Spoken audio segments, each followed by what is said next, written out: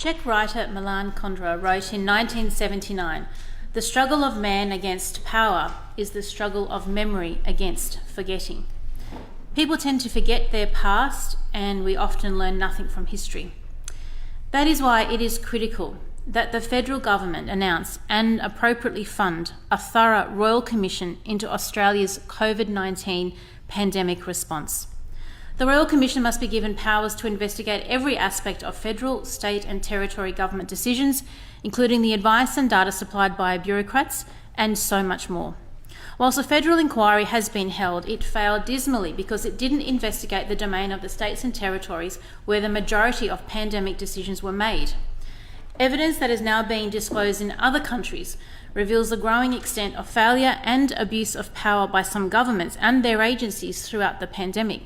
The World Health Organization is now trying to secure a global pandemic treaty, which would see our democratically elected governments sidelined during the next pandemic, and all decisions, including isolation, border closures, business closures, school closures, surveillance, vaccines, etc., made by an organisation that has no accountability to the Australian people. We need a Royal Commission to ensure, as Australians, we all learn what worked, what went wrong, where was the overreach of the public health orders, how can we balance the social, mental health and well-being of our citizens and community while fighting a virus. Here are just a small sample of areas that must be examined to ensure we learn from history and we do not repeat the mistakes of the past. Why was Australia's own pandemic plan shelved immediately and not followed? Should citizens get early access to thousands of dollars in personal superannuation? Evidence is now clear that the vast majority of these funds went to nice-to-haves, discretionary spending, not essential expenses such as mortgage and rent payments, leading these diminished fund holders to a poorer retirement reality.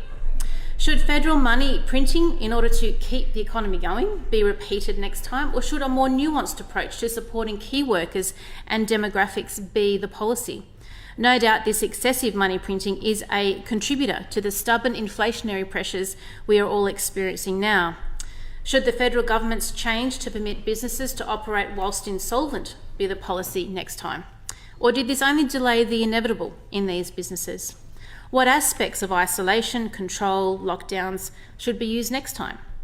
2 weeks ago, Anthony Fauci confessed that COVID guidelines, which we also introduced in Australia, were not based on science.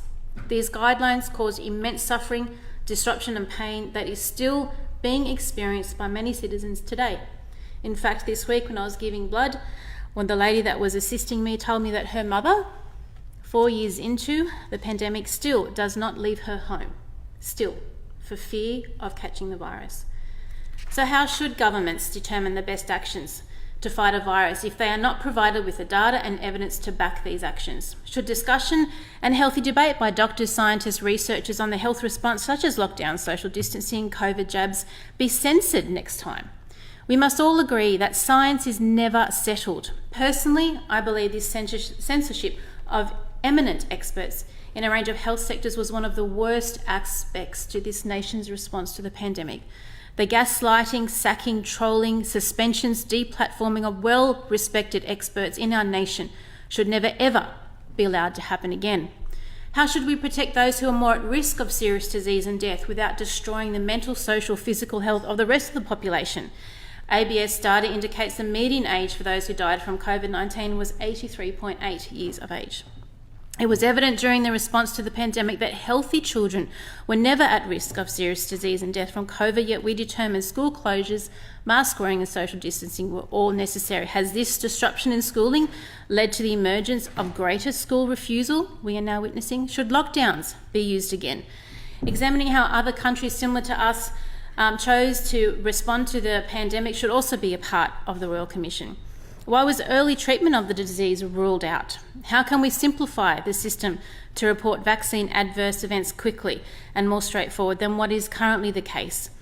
It is so laborious that many individuals choose not to pursue this course of action, which leads to underreporting of these adverse events. Should our parliaments be shut down again, The centre of our democracy must remain open for scrutiny and questioning and can be done with the use of technology. There are just a handful of questions that must be examined as a Royal Commission. We must be brave and courageous as political leaders and Australian citizens to honestly and with humility examine all that was done, to learn from the actions taken during the pandemic, to learn from the actions of other countries, to ensure we don't repeat the failures and errors of the past. Thank you, Madam Speaker.